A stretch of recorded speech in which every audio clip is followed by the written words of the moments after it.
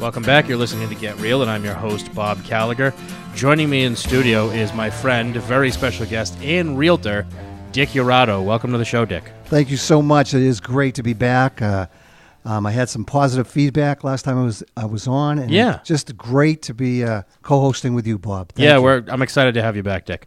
So why don't we talk about the state of the real estate market and what's going on today in real estate all over the state? Well, I have that question asked all the time, and what's happening is home prices around the country are continuing to climb, and they're not likely to slow down. From December of 2016 to December of 2017, the prices shot up about 6.6% out through the country. Mm-hmm. This year, prices are going to continue to climb, and they're increasing, going to be about 4.5% to 5% by the end of 2018. And that's nationally? Nationally. Okay. So you see that all over, and it's exciting for the sellers out there. And my clients always ask, what's causing it? Well, the rising income of the consumer, and now he has confidence, he's out buying, he's out doing things, has increased the number of prospective home buyers out there. And the net result is that you're getting rising demand from buyers, but you have a limited supply of inventory. So, and that's causing home appreciation. So a lot of people are starting to tap into that appreciation of their home by looking to either upsize, downsize, to move on forward, whatever the reason. Relocate to Florida? I'm thinking of doing that. Yeah. Just during the winter, though. Well, today my wife called me and said, well, let's go to the beach. And I'm thinking, well, there's a nor'easter coming tomorrow. I know. It's only in New England. 60 today and a snowstorm tomorrow. Absolutely. And I related to my clients out there. I said, today's market's like you go into a supermarket to buy a loaf of bread, and the bread used to be $2 or $3, and now you go there and you notice there's a crowd around the bread aisle. Yes. And the bread is like $8 for that loaf, and there's only one loaf. So now you got to compete to get that loaf of bread. So there's a lot of buyers, a lot of activity, but at this point right now, it's a seller's market, so buyers have got to be sharp in what they're trying to do. Right. Well, that leads me to my next question, Dick. How do you become a successful buyer in today's market with such low inventory? Well, in being out there with buyers and seeing the trends that are out there was a couple things I noticed. One of them, the first one is they have to do preliminary shopping. That means get in your car, get your wife, get out there, start looking around the neighborhoods, pack a lunch, make it an adventure, maybe stop for an ice cream when the weather gets better. But you're going to go out there because now you're going to get a feel of what's happening out there. And if you're looking in certain towns, you want to know, what it's like. Maybe where you're looking, okay, I don't want to be on that side of the town. There's a railroad track. Maybe there's something else that you don't want. It's not favorable for you purchasing. So the only way you're going to do it is to get out. And most of my clientele now are going out 2 to 3 months before to kind of scout the area to get a feel of what's going on. Right. If you don't do that, you're going to be behind the competition. And I tell my buyers all the time, before you could just put sneakers on and get out there and compete. Yeah. Now you need to put your track shoes on. Yeah. So that's what's happening out there. So I tell them all the time, get out there and get a feel of the market. The second one I find is you got to find an experienced agent. It's like all of a sudden a doctor. You want an experienced doctor? Yes. Because what's happening, a lot of people say, well, a friend of a friend. Well, it's like meeting somebody in an alley. Say, I got a friend of a friend that's a doctor. Yeah. So he'll do your heart transplant. No questions asked. $20. Absolutely. And you want somebody that has a ear to the ground and that knows the neighborhoods, that knows the dynamics of what's happening out there. And my attitude is, I want a client for a lifetime. I just don't want them for a transaction. And I see a lot of agents are just out there. They want to get that sale. They're eager to get the sale, but they're not really in tune to what that buyer really is looking for. And I think that's the difference. You want a lifetime of transactions, whether it's with family, relatives, associates. But if you're looking for that fast, just one time, that's not going to be an agent you really want to deal with. Another thing I found, and plus on the internet, right now people are going on the internet to look for homes, and 75% of them that find an agent, the first time they see that agent, they're usually settling with that agent. So it's good for agents to kind of be on that social media and to show what they can do. But you want to get somebody that has the experience, the wherewithal to meet your goals and what you're trying to do. And a good realtor is going to find out what your why is. Why are you selling? Why are you looking for a home? And he can get into the what. what's your motivation? That's important. If you're not motivated, you're just going to be kicking tires. And believe me, sellers can feel that out there. Yes, yeah. So they want the real deal, and it's important. That leads me to the next thing, which is to get a pre-approval. And you know that better than anybody, Bob, with your mortgage company. It's like I saw a Western the other day. It says, don't bring a knife to a gunfight. So that's what's happening out there. If you don't get pre-approved, then you're wasting the seller's time because you have to be ready, willing, and able to purchase. And that means you got to do the groundwork, and you have to have an agent that wants to support you in that groundwork. Because without that, you're going to go out there, and the competition that's already pre-approved, as you know, is going to beat you on that. Right. Yeah. If you go, you can't even really make an offer anymore without a pre-approval letter, right? Absolutely. Yeah. And that's the first thing they're going to ask for. And it's good to sit with in your company, Bob, with Ross Mortgage, is that you're going to look at their budget. You're going to look at what they want.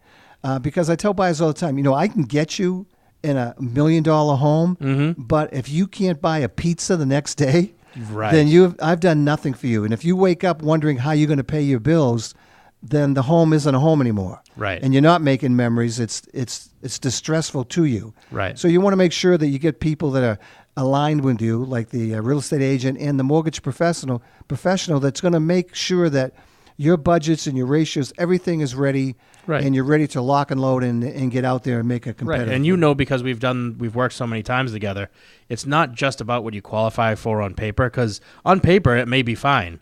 But in real life, when you start making that mortgage payment and all of a sudden you realize the only way you're going to be able to make that payment is if you don't go out to eat anymore, you don't go to the movies, you don't go out with your friends. That's right. You basically have to live on SpaghettiOs and bologna for the next 5 years. If you're not prepared to do that. So that's why when we sit down with people, we ask them, here's what you qualify for on paper, but what's your comfort range? What are you going to be comfortable with over the long term, not what you qualify for on paper? And a lot of times those numbers are pretty different. Yeah, I tell you, people come, I say, look at my philosophy, and just like yours, Bob, we've done a lot of deals together, helped a lot of my family and friends and associates, is you're going to come as a client, but you're going to leave as a friend. Yes. You want somebody that's going to look at your situation and give you the best advice and the leadership that you need to make the proper decisions. And it's all about education. Right. And because, at the end, the buyer is going to make that decision. Right. And I also want my buyers to be patient. This is more of a marathon than a sprint, because you could look at that first house and fall in love, but all of a sudden you might get cold feet and say, whoa, I could have looked around a little more. So educate yourself on what's in the market, be patient, and get pre-approved so you get ahead of the competition, and do the legwork. You've got to get out, you've got to make it, and you have to have it where it's a priority. Yes. You've got to finally make up your mind that you're ready to go. You're not half in, half out. Because once your heart's in it, you're ready to roll. And that happened with me. We were downsizing. My wife and I kept saying before, you ready to move? And she goes, no, not yet. Finally, one day, and this is a year later, said, I'm ready. Let's go. And then everything started moving. Yes, it was a lot of hard work, and yes, you had to prepare. But the end result is that you're going to get something great. And I tell agents and I tell my clients all the time, don't be afraid to leave the shore, because you can't discover new islands. That's and right. A lot of people get cold feet and they go, what about this and what about that? Well, you're going to be able to do it once your heart goes over that bar. So yes, that's the big thing on that. So that's the great thing about buyers. And the buyers have to be patient because of the competition. Now, the other side of it is sellers. Yeah. And I see out there, and I deal with a lot of sellers, is somebody would say, well, why do you worry about the sellers? Their house, they have a mega ticket in their pocket. They have so many buyers looking to buy their product, so they can just sit back and sell. Well, you have to kind of prepare as a seller, because the buyers still are knowledgeable. And one of the big things, and there's a couple things I noticed in dealing with sellers, one of the big things is they overprice and overvalue their home. That's normal because it's your home. And I was going to say, that's not like something that happens occasionally. Happens all the you time. ask any seller, and they think their house is worth, probably 20% more than it actually is? Absolutely. Yeah. It's funny, Bob, that and after it sits for 4 weeks, I tell them all the time, look, after 4 weeks, the buyers are going to start saying, which I would say, what's wrong with the house? Right. Could be nothing wrong, but why hasn't it sold? And especially a market where everything's selling in a day or two. Yeah. So that's the question you don't want to ask from a buyer, and that's why you deal with a professional real estate agent, where they're going to help you look at the neighborhoods, what's sold, what's pending, what's going on in the market, what the inventory is in your particular neighborhood. You want to know that so you can price it right. The second thing I noticed is they pick the wrong realtor or the mortgage professional. Mm-hmm. And I tell them you have to make sure you get somebody, because it doesn't cost you anything more to pick a good realtor or a bad realtor. Yes. So you want to get somebody that actually has your interest in hand, Yeah. that is professional, that they know the areas, they've done the legwork themselves. You could actually say, and I don't mean to cut you off, Dick, but could actually say that it does cost you a lot more if you pick the wrong realtor. It absolutely does, because they, you have a dream, and I consider myself a dream maker, and I say that because these are big decisions, for sellers to sell their house or buyers to buy, and you have to have a team around you. And in my case, with you, Bob, we've done a lot of mortgages. We have a team of professional lawyers, appraisers, inspectors.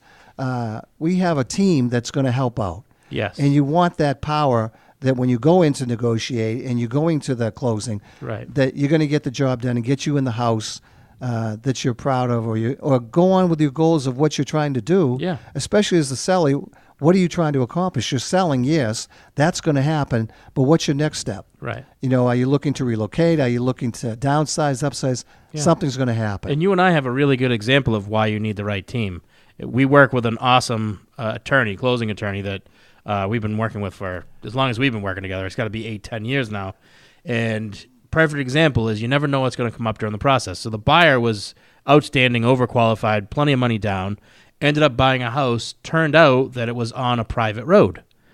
And the issue with a private road is if it's private, the town's not responsible for maintenance or plowing or anything else, so you have to have a private road maintenance agreement. That's right, yeah. Which usually isn't a big deal in this state because there's usually just like 2 or 3 houses on it, and it's easy enough to get people to sign on it. Correct. This one that I'm thinking of, there were 11 or 12 houses, and the attorney was knocking on doors the week before closing between 6 and 10 o'clock at night to explain to everybody on the street what was needed and got them all to sign, and that closed on time.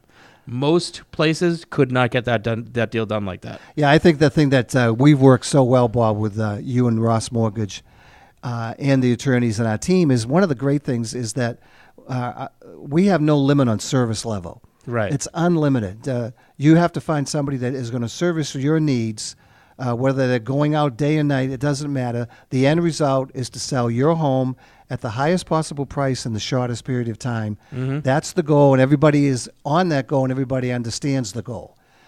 So that's exactly what you just said, and that's exciting, and you want to have people like that. And it's a shame because some people just don't have that support around them, and they really should have that. Yes, absolutely. One of the other things that's crazy out there with sellers, I went to a couple open houses this weekend, Bob, and there were 25 couples at each open house. And 25 couples, not 25 people, 25 couples. And then another one in Framingham, there were 2 streets leading to the house, and they were loaded, lined up with cars. So there are multiple offers being made. Mm-hmm. And at that point, you need somebody to help you negotiate. One of the things I saw that with sellers, as I've talked to them about it, is they try to save money and cut corners, and they try to do the home repairs themselves. Mm-hmm. I know my dad, the Italian guy, I think he read a book on electricity and rewired, I think, some of the cellar. And I can remember that he would put a light on and you could see us from space. So what I tell everybody, if you're going to be doing some work, if you want to do some small work, maybe some wallpaper and stuff, maybe fix painting. Yeah. Don't get creative. You want to get a handyman or a certified contractor. And remember, I go into homes and I'm looking at them and I'm like, hey, this is a great addition. Do you have a building permit? Nah, my dad did it. Ew, that's tough. So that's tough. And so if you're going to get into stuff like hot water heaters, plumbing, electricity, ductwork, get a professional. Yeah. And I've seen so many people spend a lot of money fixing what they did. Yeah. Because everything looks easy at Home Depot. Yeah, yes, it does. When you get it home, it's not so much, not as easy. Right. Another thing I tell sellers too is don't withhold any information on your seller statement. Be sincere, be trustworthy. Tell it like it is for your house. You got somebody buying. Think how you'd feel if you're buying a house and somebody said, "Well, I didn't know there was a water problem, but you did know there was a water problem. Treat the buyers with respect as though you'd want to be treated if you were buying a house. And at the end, I tell them you got to let go of your ego. And I say that because a lot of them, I'm going to sell my house. I did a lot of work. I put a beautiful pool in. I spent a lot of money. Well, I always tell them, well, the buyer I have doesn't like to swim.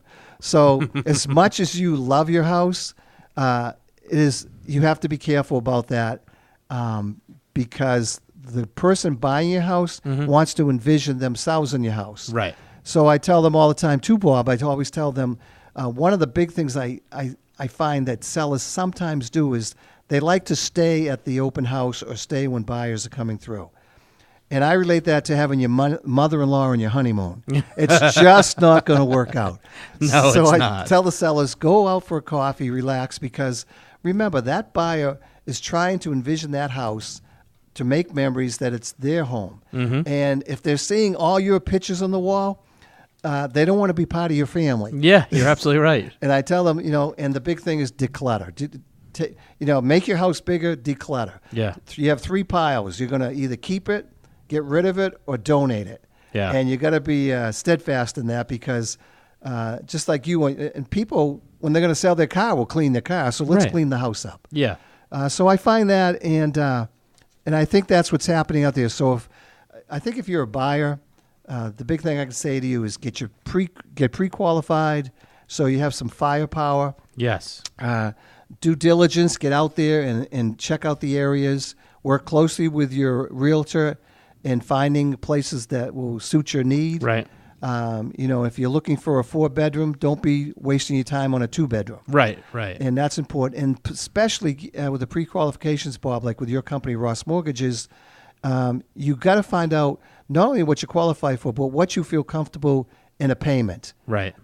Because like I say, a house is not a home if you have to struggle to make a payment. You're absolutely right. You're absolutely right. We're just about out of time. Dick, I want to thank you for coming on, and I want to give out your contact info. Anybody that's looking to buy or sell anywhere from Worcester County east to Boston, you definitely want to give Dick Urato a call. His number is 978-868-8621. I'll give you that one more time. It's 978-868-8621. Dick, thanks again for joining us today. Thanks so much, Bob. It's great being here with you. We're going to take a quick commercial break. We'll be back with more Get Real after this.